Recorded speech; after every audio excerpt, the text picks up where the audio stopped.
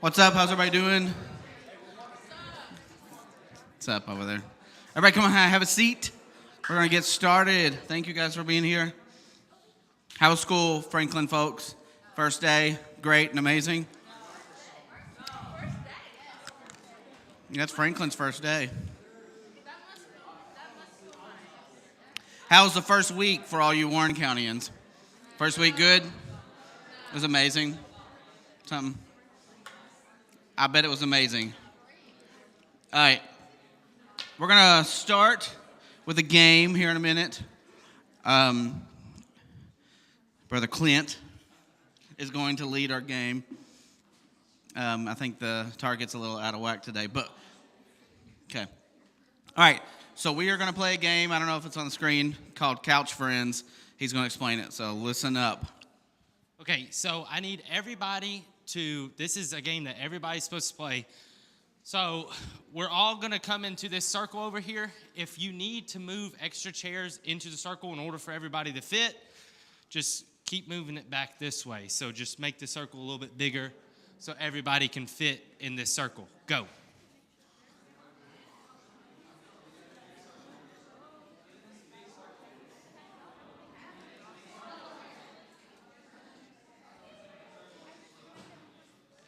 Will you help me make sure everybody puts their name in this bowl? Got 3 pins. I'll move it.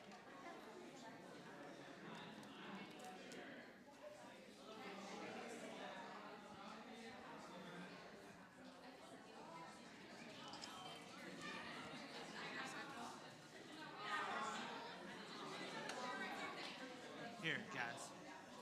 Let's make this. There you go. Scoot back, guys.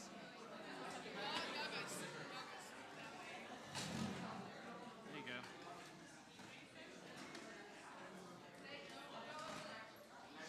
Two here.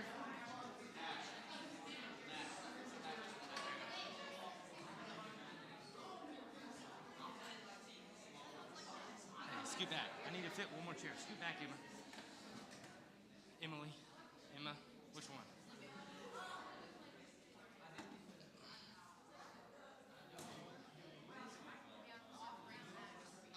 No, that's empty.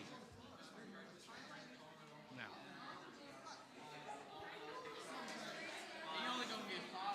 All right. Did you put? Hey. I see ones. Thank you. Yeah, bro. I gotta Pass the pin down. Write your name.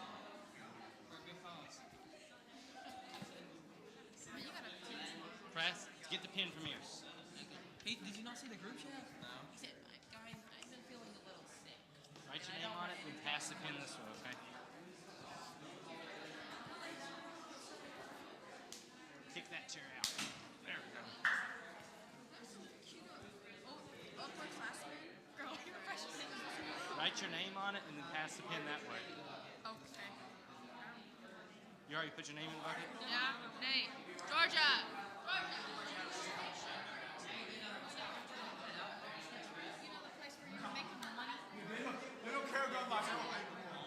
Who took your card? TR? Yeah. Hey, do the wrong coaching, right? Haha. Do it, dude. Actually, write it down. What are we writing down? Just your name. Hey, become the coach, though. I don't have time, bub. Yes, you do. No, I You don't. have time for me, Caden, Ryder, Carter. I don't, buddy. I'd love to. Man, come on. I'll pay you.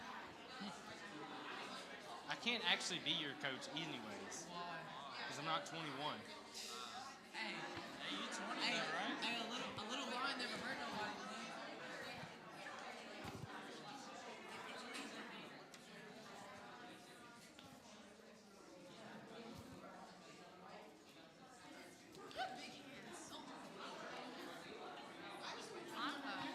I did it right when I She walked did it in. before when she walked in. I already got them all.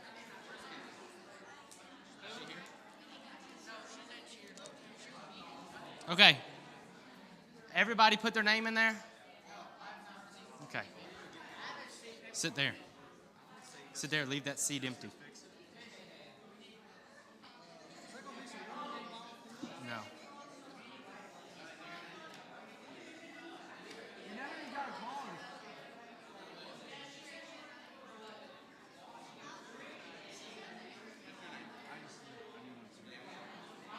sitting here hanging out.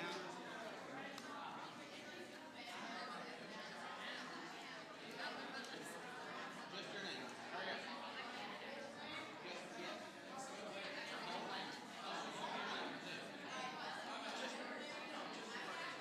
It's not that serious, guys. No, Maxine. There we go. Okay, listen to me. All right, this is how the game's gonna work. Okay, listen. If you don't understand, I have to repeat myself, then I'm gonna be upset. Okay, so does everybody notice that there is one empty seat? Okay, this game is boys versus girls. It doesn't matter who has more people, who has less people. It's boys versus girls, okay? So I'm about to hand out to all of you a card with somebody's name on it. Don't show anybody whose name is on it.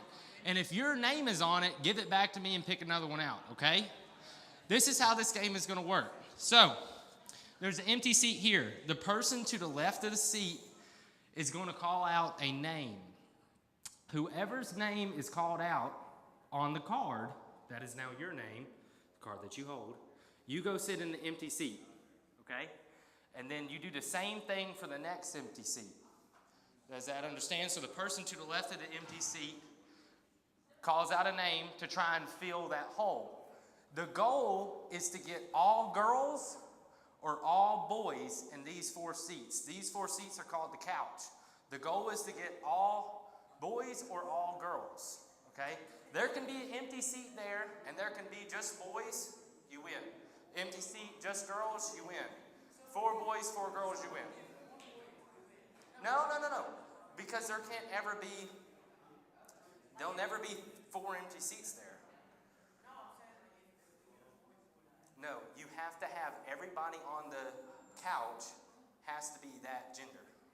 Does that make sense? So, yeah, except that's not going to happen because you're going to get up and switch with the girl right now. Because you can't start up. Go switch. Go switch. Switch. Now. Switch. Okay.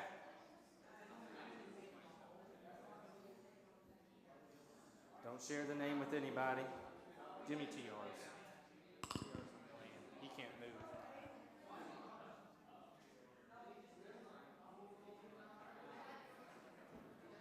If it's your card, put it back. If it's David or Mason, who are not sitting in the circle, put it back.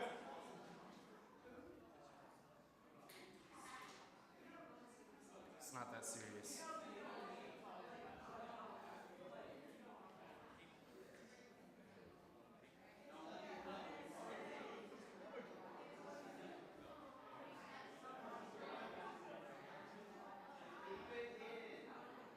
Don't show somebody what your card says. You especially don't want to show the other gender what your card says, because then they know who not to call.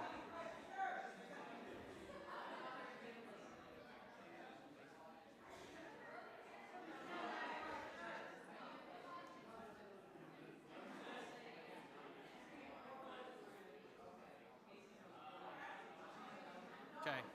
Whose is it?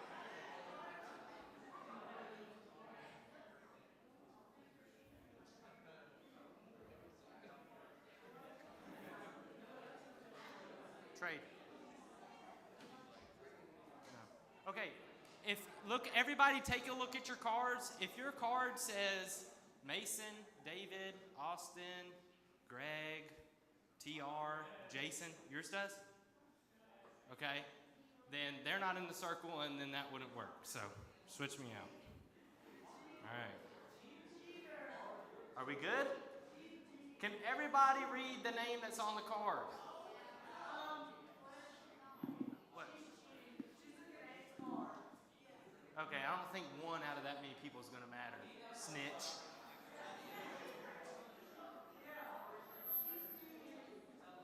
It doesn't. Yeah. Okay. Does anybody, guys, hey, listen. Does anybody have a leader's card? My name, Cameron, TR, David, Jason. Mason. Does anybody's card say Mason? Did somebody fill out 2 cards? Be honest. Did you put a card in the bucket when you walked in and filled out a card?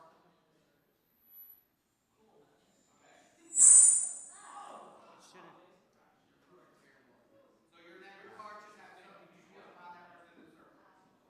Okay, which it should be fine if they call a name, they should be able to move. Okay, so Brody, do you understand the game? Okay, call out somebody's name.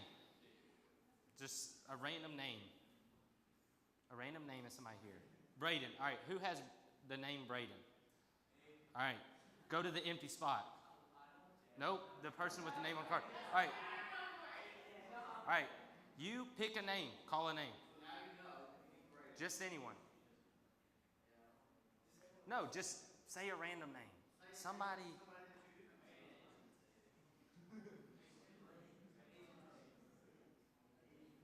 No. Brody.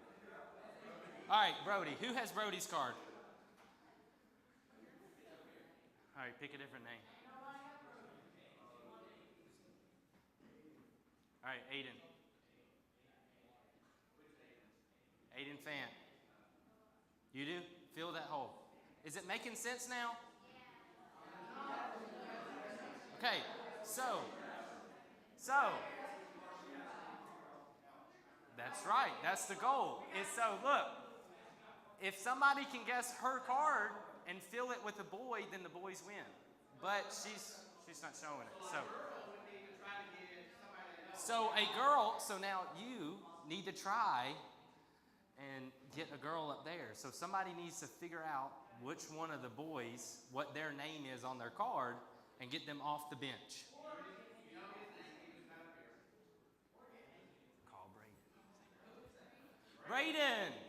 Braden. Off the bench.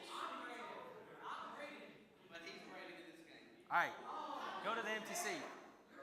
All right. Now, name. No, you can't call the same person 2 times in a row. It's not. Go. All right, who has Max? Come on. You? Go. Call a name. Say somebody's name.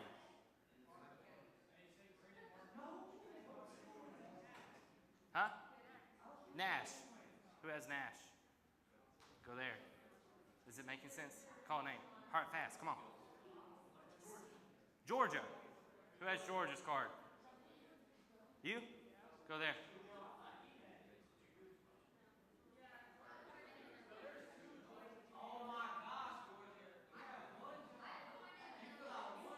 Is there 2 Georgias?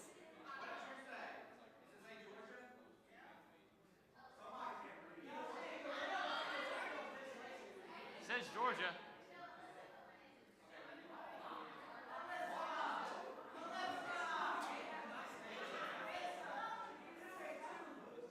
All right. Call name. Fast. Come on. Come on, fast. Huh? Charlie. You've got Charlie's. Go there. Name. Fast now. Jackson. Who's got Jackson's card? No, you got to get 4. You got to get 4. Call name. Now.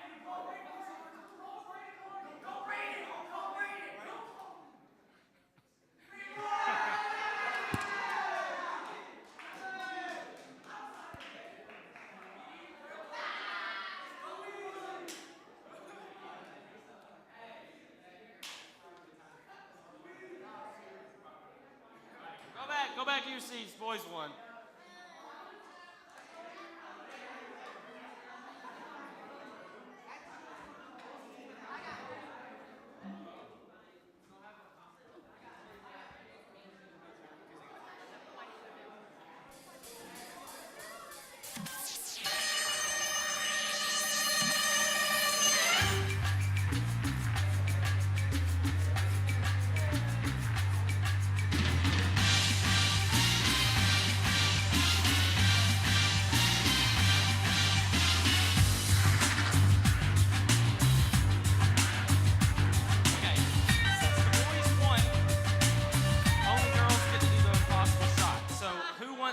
do the impossible shot. I said girls. I said girls. Okay. 1, 2, 3. I can only do 3. You don't get, go on. Cuz, y'all won the other game. Come on. All right, come back here. They're not gonna be able to shoot that. Yes, they are. If they believe. This has been going on for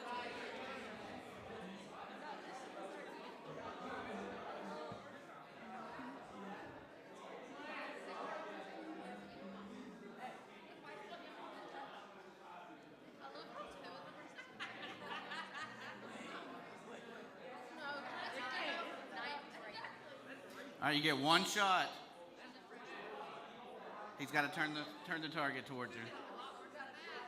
You get up to that line, get you a little extra, that blue line right there on the ground. Get a little bit closer. Well, that didn't go very far. All right. Next one.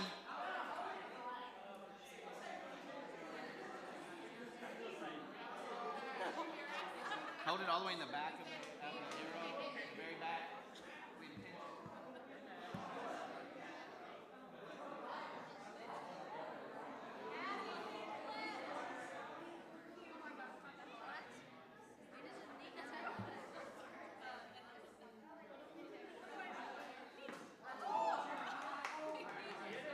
Yeah, she hit it. She messed the tape. Yeah. All right. Help her put that on there. No, she's not. There you go. Hold it behind the green. Right there. There you go. And pull back. Oh. There you go. Pull it back, real. There you go. Nice. All right, good job. All right, thank you guys for being good sports. Now you know how to play that game. Maybe we can play it and it'll make a little bit more sense another time. We'll let the girls have another shot at that sometime. All right, let's stand and worship.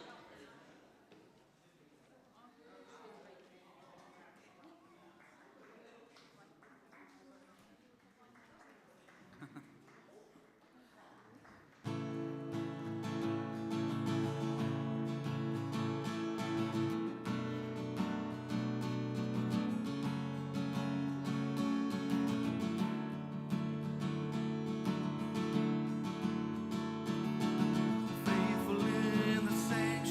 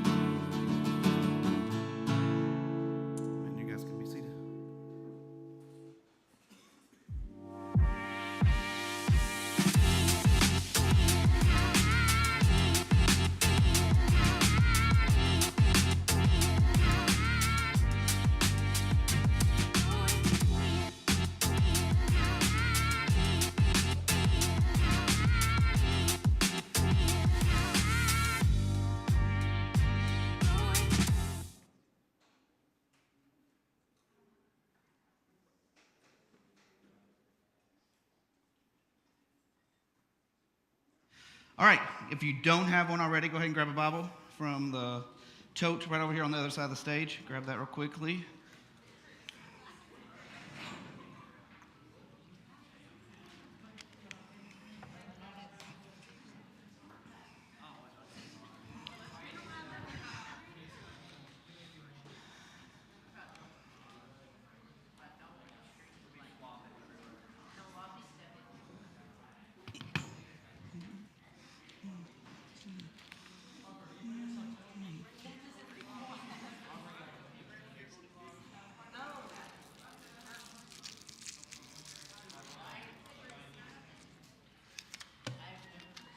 All right, while you're doing that, a couple things I want to remind you guys about that are coming up.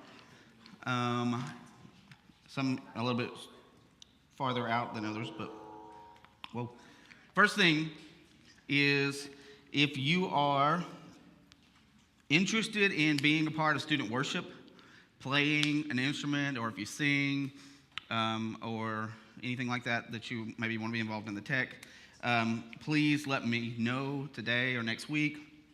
Start getting you plugged in. If you're ready to get on stage, that's fine, but I know some of you might be thinking, I need a little time. And that's okay too. We can practice and get you ready, get you comfortable, and then get you where you can be good to be up here and ready to be up here and excited about leading worship. So if you're just interested, doesn't mean you're signing up forever, doesn't mean you're doing it and all that stuff. You can still talk to me. We just want to get some of our students involved in that. Second thing is that a lot of you have already taken one of these packets, but we still have some up here. This is student leadership team. And those of you who haven't been here when we talked about this, you have another week to get this taken care of and get this filled out.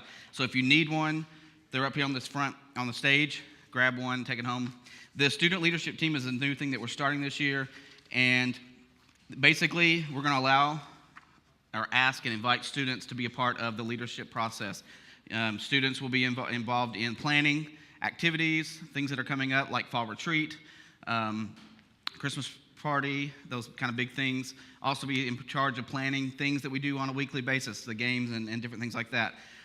But there is a lot to this team. You will meet at least once a month with Bible study and prayer. You will do some planning. There's going to be a lot of things that go along. This kind of gives you an idea of what that is.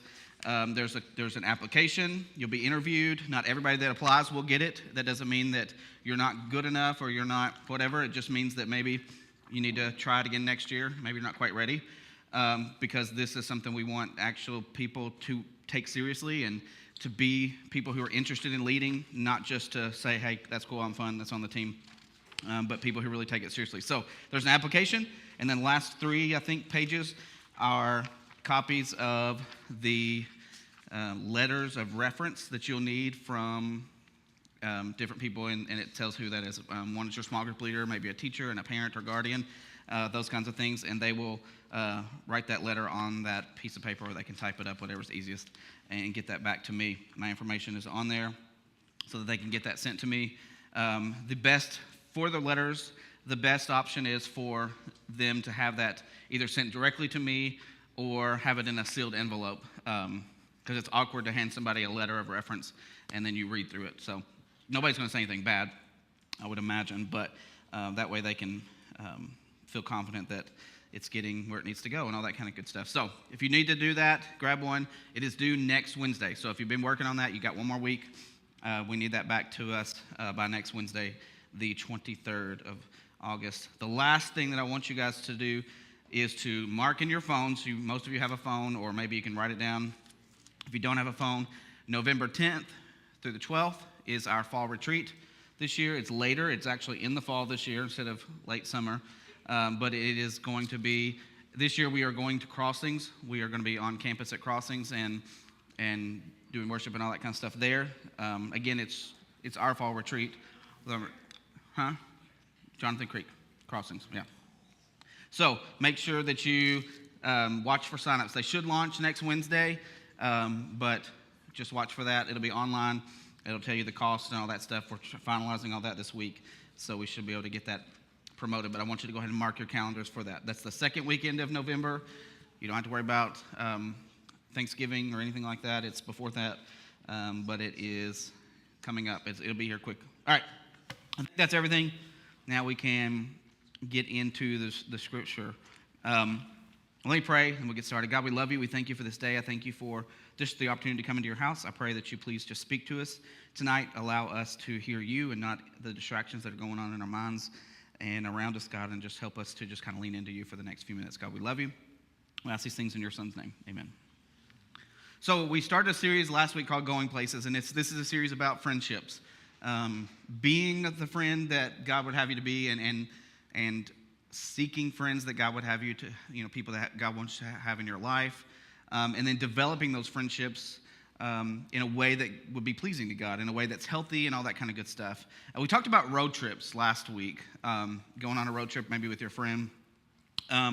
Any of you ever been on a road trip? We asked this last week, but any of you ever been vacation, road trip, or anything like that? Yeah, several of you have. So what do you do when you are on one of these trips and you're in the vehicle for a long period of time? What do you do to pass the time? Listen to music? Huh? Play I Spy? Yeah, for sure. What? Sleep? Yeah, that's a good one.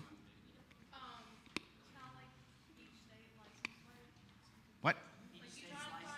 Oh, yeah, the license plate game, yeah. There's a lot of games. The license plate game is a pretty good game. What? Watch movies, yeah. The alphabet game. Anybody ever played the alphabet game? Yeah, you try to find something with each letter and keep going. Huh? Well, Z's always hard for me, finding something. That's an X, isn't it? Is it a Z? Oh, okay. Well then, yeah. If you find a Zaxby's, you're good to go. But unless you find a Zaxby's, you're up the creek. So we play these road trip games, and because we're in the car or whatever it is, vehicle for a long period of time, and we want to pass the time. And it's also maybe a little bit challenging. The license plate game can be frustrating sometimes because, the chances of finding a car from, some faraway state is much more slim than those around you. And so it becomes challenging. You have to watch for every car because it might be the car that you're looking for. And so that's what makes a good game, right? A good game that's challenging. I Spy. You don't want to just say the obvious. You want to say something that people have to really look for, have to think about. You want to make it challenging and competitive, right? That's what makes it fun. Sometimes we prefer maybe not to play because we want to keep the peace. Sometimes in the car, you don't want to push people too hard and get people all worked up, but then you're just missing out on the fun. But when we think about our relationships and friendships, there's moments of our times or seasons of our friendships and our relationships where there's little effort that has to be put into it. And there's times when it's just one of those it's going great without really having to do much, and we just get along. But then there are seasons or times when the relationship might be a little bit more difficult. There's struggles. You're butting heads. You're challenging each other in different ways. When you're with someone who you're close to, you push each other, right? That's just what we do. Sometimes on purpose, sometimes not. Now, I'm not talking about always just the kind of pushing buttons. I mean, we do that. That's a big one, right? Who likes to push buttons? I was like that. I was always it's just me and my sister, but if we're in the back seat, I was going to do anything and everything to annoy her to death. And so you can ask my wife. I like to push buttons. Whatever reason that is, I don't know. That's how God made me. That's what I say. But that's not the kind of pushing and challenging I want to talk about tonight. Tonight I want to talk about the idea of talking to your friend, encouraging your friend, challenging your friend to do something better, to be better, to do better with whatever it is they're doing, to help advance them toward a positive goal, right? That kind of a challenge. Good friends know that striving toward better, something better, whatever that might be, sometimes includes a rough patch or something difficult or an obstacle or a tough or uncomfortable conversation sometimes, right? Sometimes we need to challenge each other in order to get the best out of each other. We do this in sports, right? We train, we push hard in order to be better. You do this in school. You learn, you study in order to do and be better. So you're challenged. It's not always fun to be challenged, but that's the kind of challenging we're talking about. And so, again, last week we talked about going on these trips and building and developing friendships. And it sounds nice in theory because, yes, of course, the idea of building stronger and better friendships is great. But sometimes we forget that on that journey, on that trip to a good, healthy friendship, there are times when we get stuck in that in-between phase where there's maybe conflict, there's some distance, or maybe some miscommunication that's going on. Friendships are simple, again, when things are fun, but it's not always fun when our friend is challenging us or saying something that we know is true, but we don't want to hear it. That's really hard, right? But the best friends that you can have are the ones that are going to help you be a better version of yourself, a better version than you were yesterday, every single day. So, again, last week we began this, and we were looking at the book of Matthew. You can go ahead and turn in Matthew chapter 14. If you remember, we started where Jesus was feeding the 5,000. You remember that? And this was right after what? What tragedy had just happened? Yeah, John the Baptist was killed. Jesus' friend, his cousin, somebody he really cared about, was killed. And so he had gone away, he had tried to get away to just have some time by himself to kind of maybe wrap his brain around it. It had just happened. He had just received this news. And so he was trying to get his brain wrapped around this. And then this whole thing happened with all the people. And he had to pause and put his kind of wants and desires to the side in order to take care of his friends and the people that were coming to see him. And so that's where we read through, and Jesus showed us that friends don't miss an opportunity to care for one another. So after they finished feeding this crowd, Jesus sent his friends, the guys, the disciples, on ahead so that he could have that moment alone that he was looking for earlier. And so this is now where he's thinking he's going to have this opportunity to just chill. And then this happened. We pick up in Matthew chapter 14. We pick up in verse 22. Immediately after this, so this is right after he sent the guys out, Jesus insisted that his disciples get back in the boat and cross to the other side of the lake while he sent all the people home. After sending them home, he went up into the hills by himself to pray. Night fell while he was there alone. Meanwhile, the disciples were in trouble far away from the land, for a strong wind had risen, and they were fighting heavy waves. About 3 o'clock in the morning, Jesus came toward them, walking on the water. When the disciples saw him walking on the water, they were terrified. In their fear, they cried out, "It's a ghost!" But Jesus spoke to them at once. He said, "Don't be afraid. Take courage. I'm here." Then Peter called out to him, "Lord, if it's really you, then tell me to come to you walking on the water." Jesus said, "Come." So Peter went over the side of the boat, and he walked on the water toward Jesus. But when he saw the strong wind and he saw the waves, he was terrified, and he began to sink. "Save me, Lord," he shouted. Jesus immediately reached out and grabbed him. "You have so little faith," he said. "Why did you doubt me?" When they climbed back into the boat, the wind stopped. Then the disciples worshiped him and said, "You really are the Son of God." So, of course, there's a lot happening that we need to kind of maybe wrap our heads around at this point. But Jesus' friends were essentially on a boat in trouble, right? He could see it from a distance. He was up on the hill. He could see out over the sea, over the lake, and he could tell that they were in trouble because the storm had come. So this is Jesus. Now he's like, okay, they're in trouble. I'm going to go see what they need and help them. And of course, it's Jesus, so he just walks out there, right? He walks on water. Now, keep in mind, this is in the middle of a crazy storm. In the middle of the night. It says about 3 o'clock in the morning, so it's still pitch black. It's dark.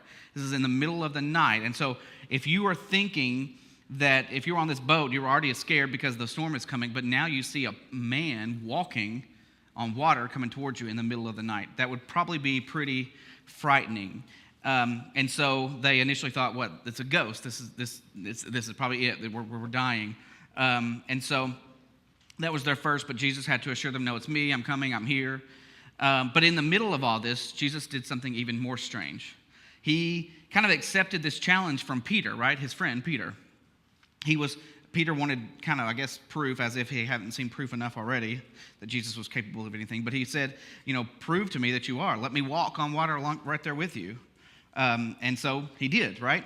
And we know that it didn't really last too long. We don't know exactly how long that was in between there, but he began to let the surroundings and his environment and whatever was being thrown at him to distract him from who he's supposed to keep his eyes on, from Jesus. This is that literal illustration of losing our focus from Jesus. Keeping our eyes on Jesus helps us to get rid of the distractions, but when we allow those to come in, we begin to lose where we're heading. We lose our focus. We lose our direction, all those different things. And so this is a great example, like picture of that. And so at that moment, Peter began to flounder.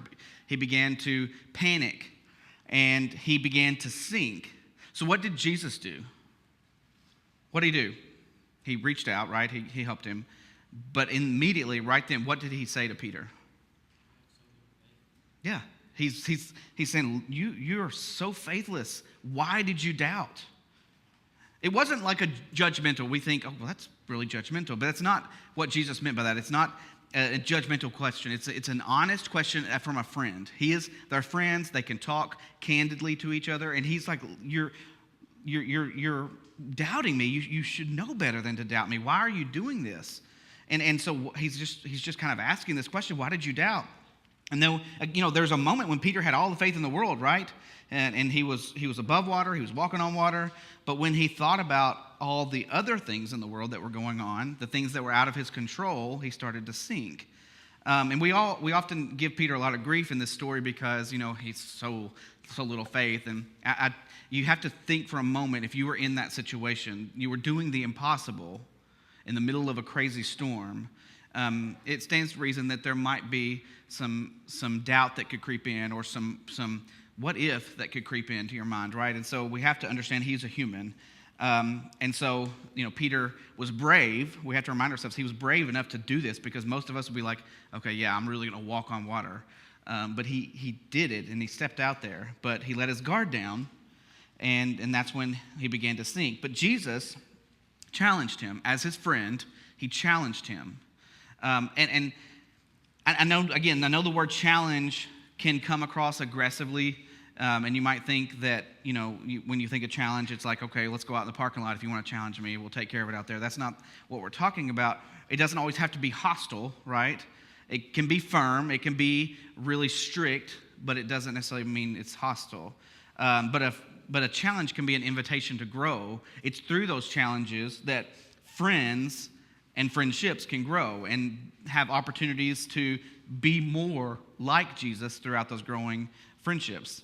My best friend, who I met in college, he's also a pastor. So we, obviously we do the same thing. So we have a lot of stories that we share. We understand what each other are kind of going through. So naturally, I talk to him when I'm frustrated. He talks to me when he's frustrated about ministry things specifically. But I remember years ago, I had an issue with someone in the church that I was serving in at the time, and it was just somebody that we were just butting heads. This person just felt like they were throwing up roadblocks, everything that I tried to do, and they were just running their mouth, and this lady was just not stop. And I went to him to talk to him about it. He had served in that same church with me initially for about a year, so he knew this person. And so I thought, he's going to know her, and he's going to be on my side, and we can kind of just gripe about this together. But he began to ask me questions instead. He kind of challenged me. He knew that this was important to the ministry that I was doing in that church, and so he began to ask me questions that made me kind of take a step back and look at it a little differently. He challenged me to maybe think about things from her perspective. She had been in this church for many, many, many years, and while her attitude wasn't necessarily the right attitude and the way she was approaching things, there was a reason that she was feeling this way. And so maybe I needed to step back and understand where she was coming from, or at least try to wrap my head around where she was coming from. And so he was essentially encouraging me to see her and see the situation the way that Jesus might. And so he challenged me to do something different than I had been doing. It frustrated me at first because I just wanted him to be on my side, and I wanted him to be like, yeah, I agree with you. Yeah, she's mean. Let's ignore her.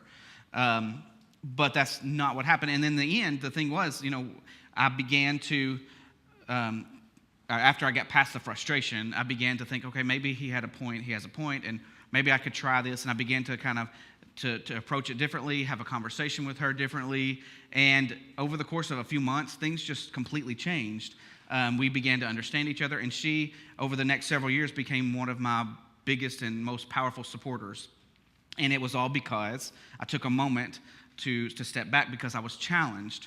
My friend didn't say the easy thing, which would have been to just agree with me and be like, yeah, I know it's hard, but you just don't pay attention to her. But instead, he's like, well, maybe there's a reason. Maybe you need to stop. Maybe you need to kind of take a step back and realize that you might not always be right. I don't like to hear that. but in this situation, Peter challenged Jesus to prove his identity, by displaying his powers, essentially. So Jesus took this opportunity to grow closer to Peter, and he issued his own challenge back at him about his faith and how he should be demonstrating his faith. Jesus is always looking for ways to help us grow as people, but also to help us grow in our faith and closer to him. And he knew Peter could walk on water. Jesus didn't doubt that with his help, but Peter didn't really know that for sure, right? Even if he hadn't seen Jesus walk on water, he probably knew that Jesus was capable of anything, but there's still that degree of doubt.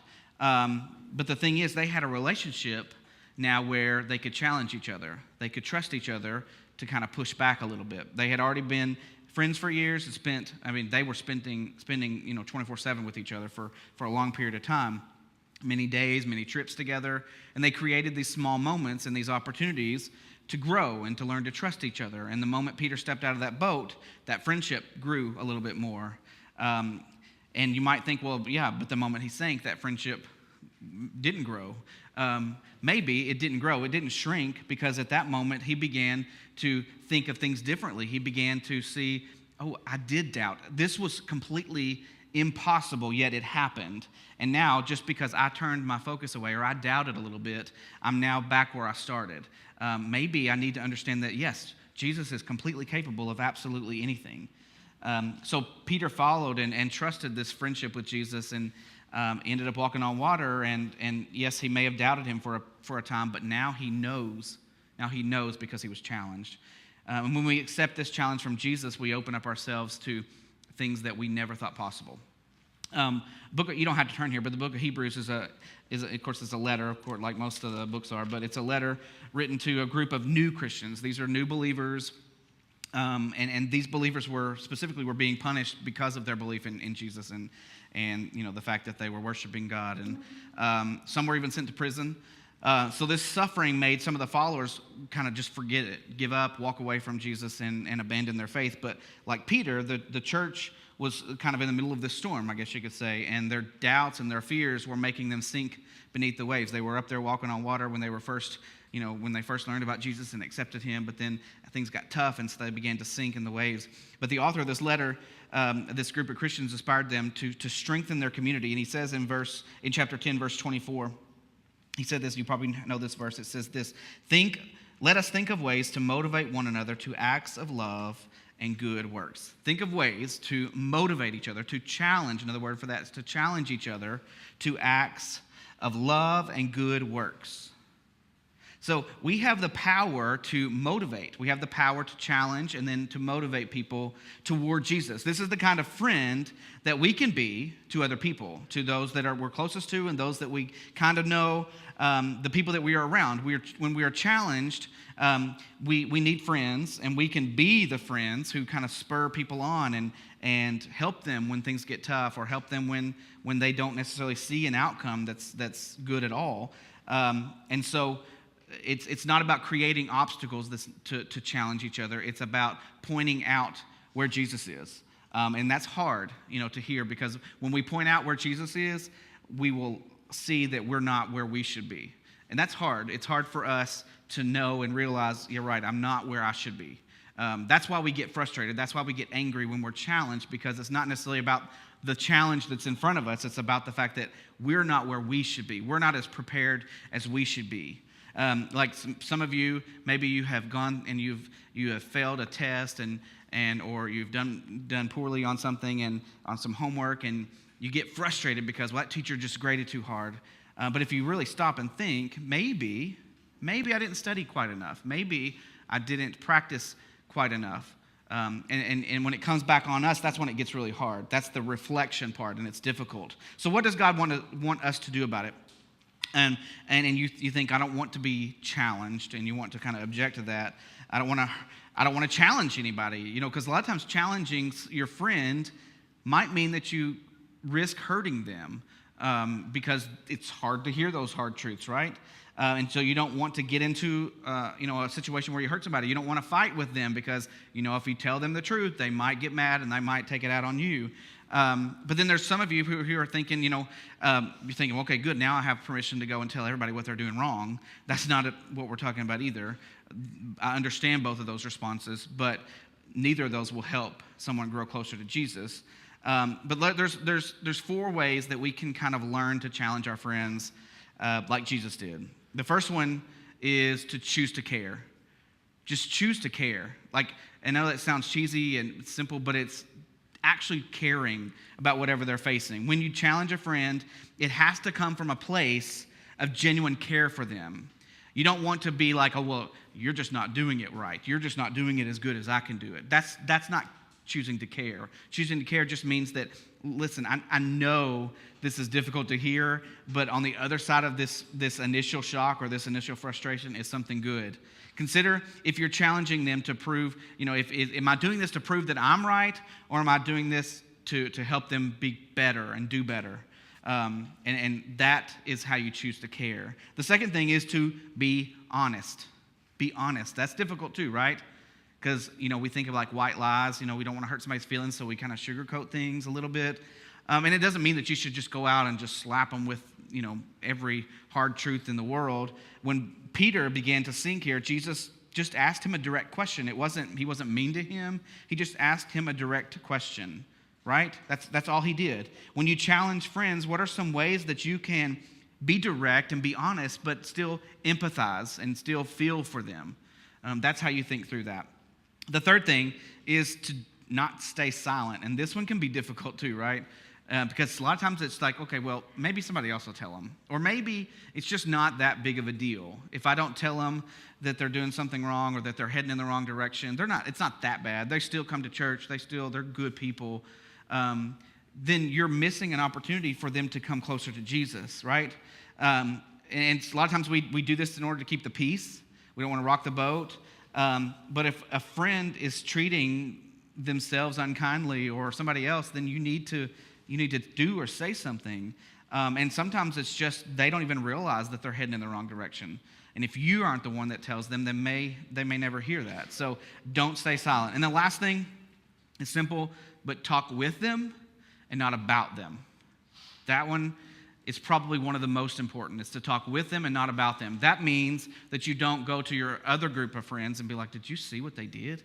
Did you hear them? Did you get to hear about that? And it quickly turns to gossip at that point.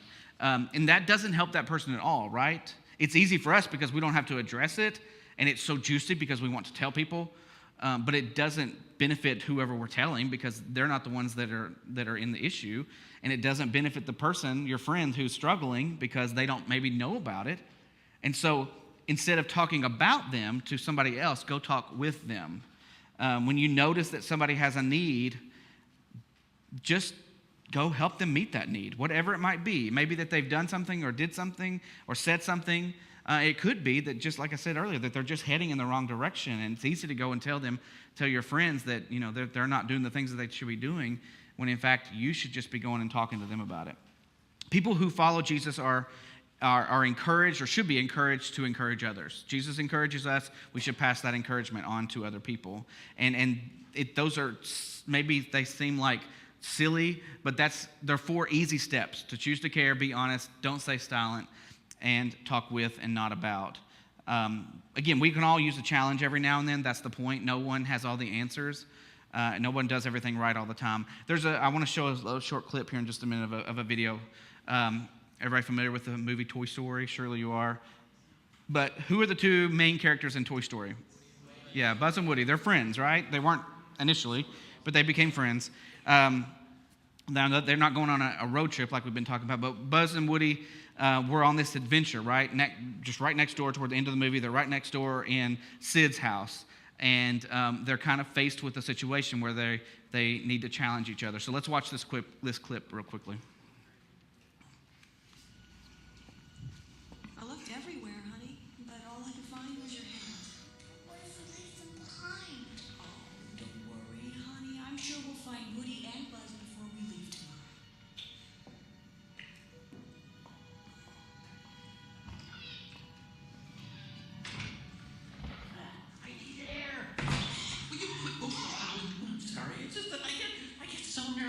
I travel? How did I get stuck with you as a movie buddy? Everyone else was big.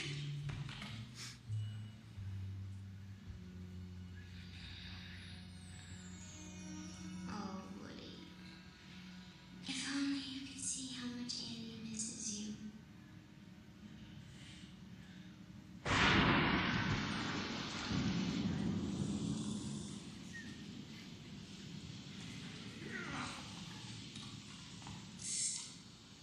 Hey, Buzz!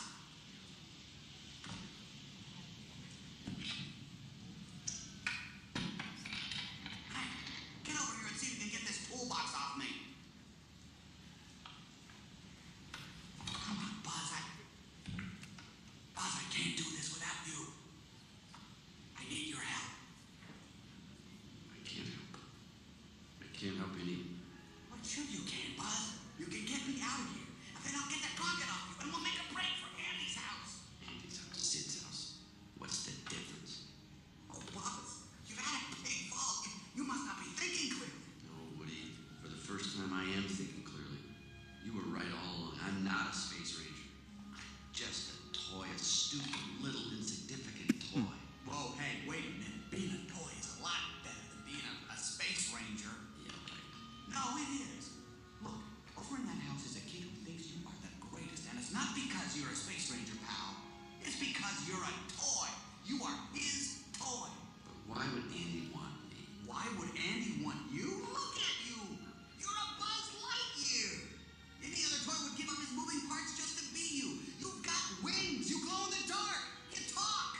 Your helmet does that whoosh thing. You are a cool toy.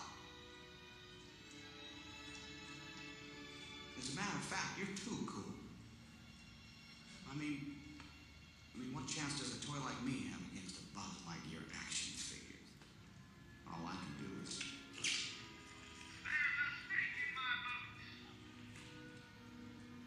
Why would Andy ever want to play with me when he's got you? I'm the one that should be strapped to that rock.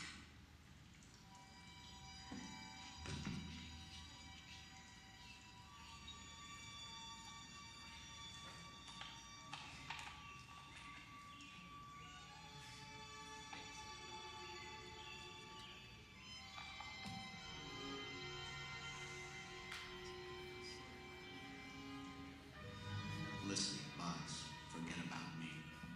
You should get out of here while you can.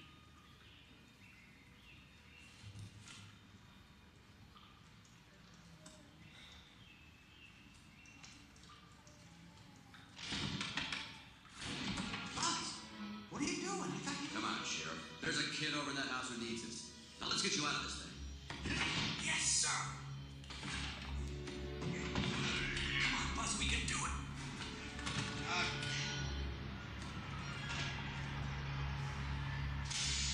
Woody, it's the movie van. We gotta get out of here now. Come on, Buzz. All right.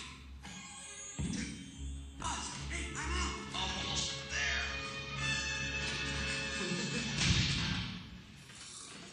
I want to ride the ponies.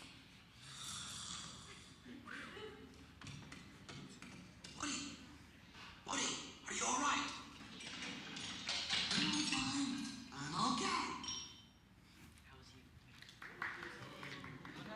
So you'll never know what happens next. You'll have to go to the theater someday to watch this.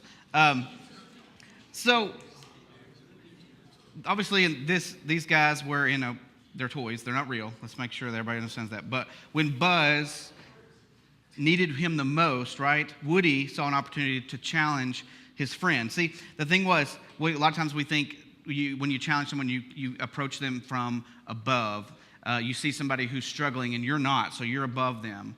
But in this situation, you see that you can challenge someone even when you're not in the best situation yourself. In his situation, it was more about challenging Buzz to see things differently, maybe to see himself the way that Andy saw him, the way that Woody saw Buzz. Seeing maybe your friend needs to know that you see them with positivity. You see good things about them.